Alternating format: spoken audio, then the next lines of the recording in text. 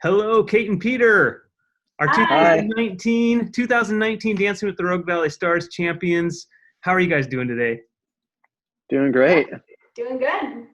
So good to see you. Every time we do one of these Zoom interviews, our heart breaks a little bit because we would so much rather see you guys in person. We just meet the coolest people and get to work with the nicest and coolest people in our community through this event. And it's just really a bummer we can't do that face-to-face this year. Yeah, it is unfortunate. We wish we could be there cheering on the new contestants. Well, this is the next best thing. So thanks for taking the time to just, chat with us. And you guys are our most current winners. So I have to assume that this win for you guys is still pretty fresh in your minds. I mean, it hasn't even been a full year yet. It's true. Yeah, kind of reminiscing about like what I was doing last year at this time, and Peter and I practicing all the time and just being like a ball of nerves for sure. Yeah. It's interesting too, because at this time, it's not even time for the show just yet. You had already put in months of either fundraising or practicing the meet and greets. Can you talk to us a little bit about what the commitment is? If you were going to, pass off the baton to someone new, what type of commitment are people breaking off doing Dancing with the Stars as a star? Well, I would say as a star, I think you really get out of it what you put into it. And I didn't know really what to expect, except I do know a couple past stars, so I did kind of get their take on everything. So Peter and I practiced quite a bit, like starting, I want to say early September, and we started out like twice a week or something. And then sometimes we would do it like 3 times a week. And then I would do it by myself a lot too. So, I don't know. I practice a lot. Like, I think it's a big time commitment if you really want to take it seriously. And I did, because, I had danced before, but it had been like 20 years. And so I just really wanted to just put my heart into it like I used to do a long time ago, and just kind of see, like, do I still have it, and just have fun with it. And so I think there is a big time commitment. I think Peter is pretty competitive too, and we really he kept saying we're gonna win, and I said, do not say that. But I know he really did want to win. Yeah. Well, Peter, I know that competitive nature. I've performed with him in a little group number we did, but I also have gotten to know his family really well. And the Kuhl family is a DWTRVS staple. I mean, their family is heavily involved. Peter has performed as a partner more than once in our show, but his twin brother Joe also has, and his big sister Colette has, and you have one more younger brother, Josh. I'm wondering when we're going to get him as a partner. So what's that like, having a family of dancers who have each competed? I mean, do you guys get competitive with one another, Pete? Oh, definitely. Yeah. There's definitely some strong competitiveness with the siblings, except for Josh. He, being the youngest, kind of decided to do other things other than dancing. He's more of a basketball guy, and we've tried getting him to dance, but it's not really his thing. I do have to say, every year he's the one staying late after the show, helping me, load everything back up. So he's definitely appreciation. Yeah, he definitely has a huge servant heart. Definitely. So even your mom and dad get involved, and they volunteer different ways. So it's been really neat to get to know you guys. And I kind of feel like I've watched you grow up a bit, because the first time I met you and you were in the show, you were just a young teenager. And so I was 16. I've just seen you, and you're such a professional at what you do. It's really mind blowing. And so when the matches happen, like, oh, that's a good match, and obviously it was. So, Kate, what was the feeling when you hear the Judges' Choice Award be announced? Because we lead it up, the MCs lead up the third place, second choice, and, eventually that first place. What's going through your mind during that moment? I just couldn't, I don't know, I just couldn't believe it. I was just so happy, and it was pretty surreal. I was so proud of Peter and I and all our hard work, and like we were really dedicated. So I felt just so happy, and I felt happy for Peter because I know he really wanted to do it, especially like because he has been, you know, part of the show for so long. So it was good for both of us. Okay, it's funny because you had actually been on my radar for a couple of years prior to you actually competing. Your name would come up, you know, yeah, and you know, you're a member of the Hillcrest Committee. Yeah. And we love the Hillcrest Yes. Committee, just a wonderful group of women who are dedicated to raising money to help cancer research and families that are battling cancer. And you guys support a sparrow every year. And so we know other people that are also Hillcrest Committee members. And, you know, people like Holly Roberts had been in the show the year before you. And so your name definitely had been floated to me a couple times. I just was so glad once we finally connected, you and I. And I remember you were a bit hesitant when I first talked to you, and I had to like persuade you just a little bit. It wasn't an immediate yes. Do you remember that?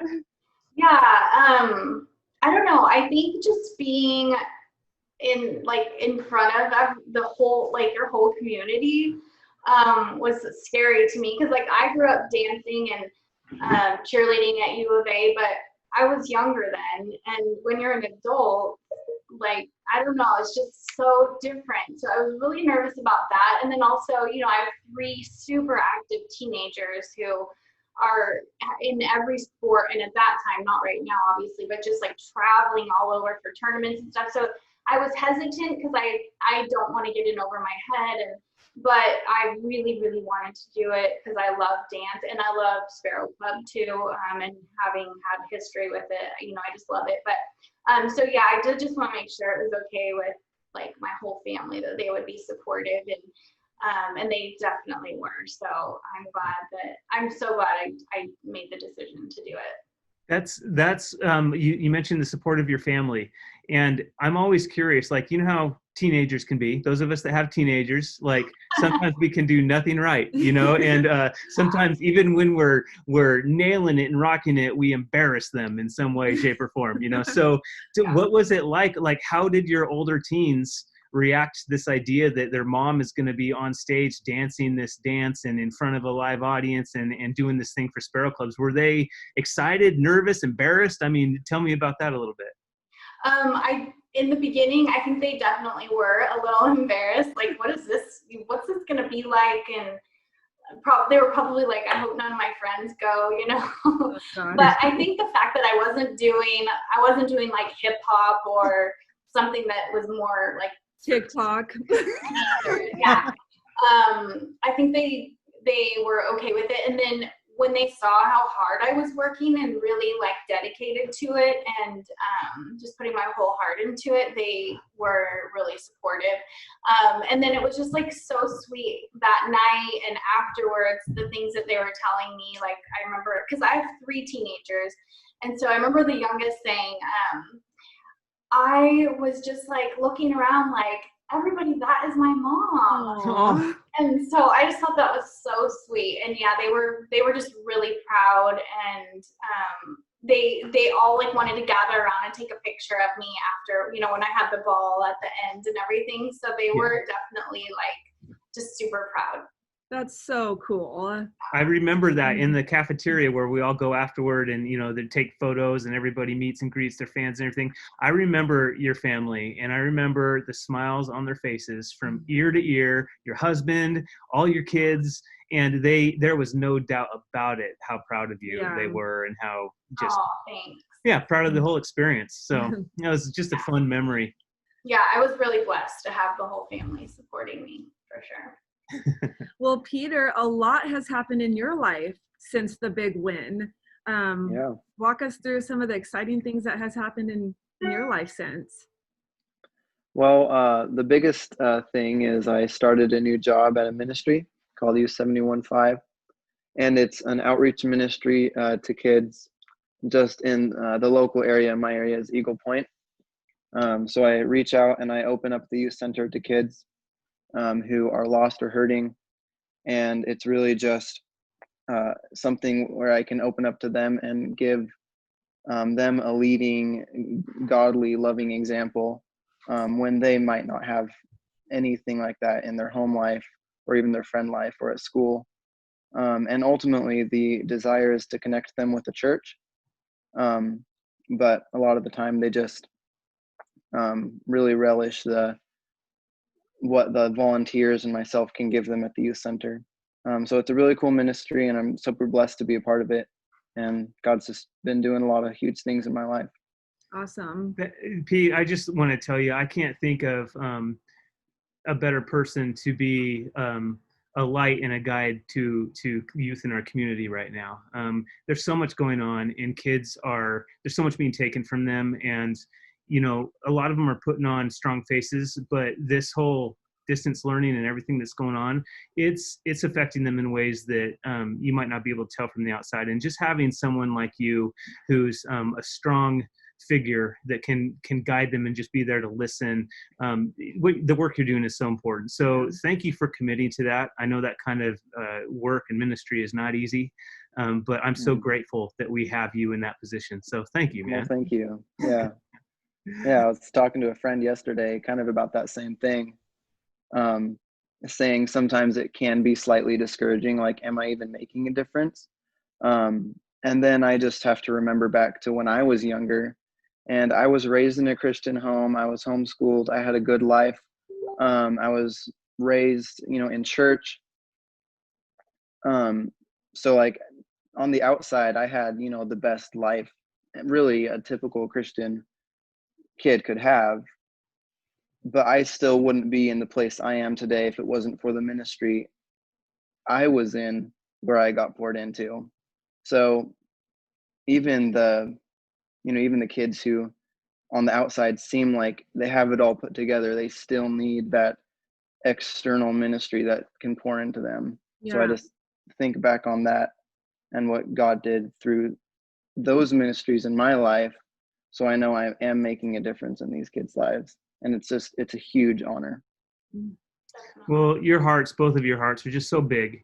And you guys are so loving in your community, and you guys love kids and you care about kids. And I know that's the ultimate reason you both connected with Dancing with the Stars and did what you did. And, it's no small commitment. We've already talked about that. You guys give so much time.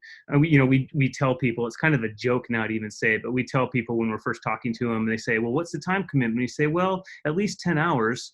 It's just kind of sounds nutty to say that, because it's like at least 50 or 60 hours, it seems like. And nobody has ever done just 10 hours. I mean, everybody gets competitive and they want to do their best, but it's fun when that competition kicks in. But it's so beautiful to know that behind all that, everybody's doing it because it's about kids. It's about giving kids hope. It's about giving kids purpose and empowering them and inspiring them to do good for others while helping kids in medical need at the same time. And I can't thank you guys enough for just signing. You didn't sign on a dotted line, but you signed on to be part of our show. And it's just a beautiful thing. So thank you for that. It's been a gift to us. So thank you for that, guys. Thank you. Thanks for including us. You are welcome. So this year, obviously, we aren't doing a live show, so we can't make money for Sparrow Clubs by selling tickets and doing the regular things that we do. But we have set up an easy way for our community to support Sparrow Clubs through their donations and through their votes. So we've set up this way that people can vote through their smartphone by texting RV Stars to 41444. They can make any donation and any amount to Sparrow Clubs, and when they do that, they'll be able to choose their favorite team to vote to donate in honor of. And so is there anything, we're asking all the teams this, is there anything that you guys want to say to convince or persuade or beg even to people to vote for you guys through their donations? Peter? Well, personally, I don't think we're going to need any convincing. I think we're pretty good. That's totally you. Yeah. Okay, well, I'll be the one to say, please vote for us. And we would love your vote so that, we would love your vote so that, we can support the Sparrow Club. and the kids out there. I mean, like wholeheartedly, because it's a rough year. It's always hard for sparrows, and especially this year. So I feel like, you know, everybody needs extra love this year. But yeah, Peter and I would love your vote. I love it. That was a perfect mix of confidence and humility. You put those two things together, and it's well done. Awesome. I mean, you can just say we like trophies, okay? We do. Vote for us. We need another one. Yes. Well, that may very well happen. So thank you guys again for taking the time to do this, and we will chat with you soon. Okay, thank All you. right. Thank All you. right. Thanks, guys. Good to see you guys. Yeah. Bye-bye. Bye.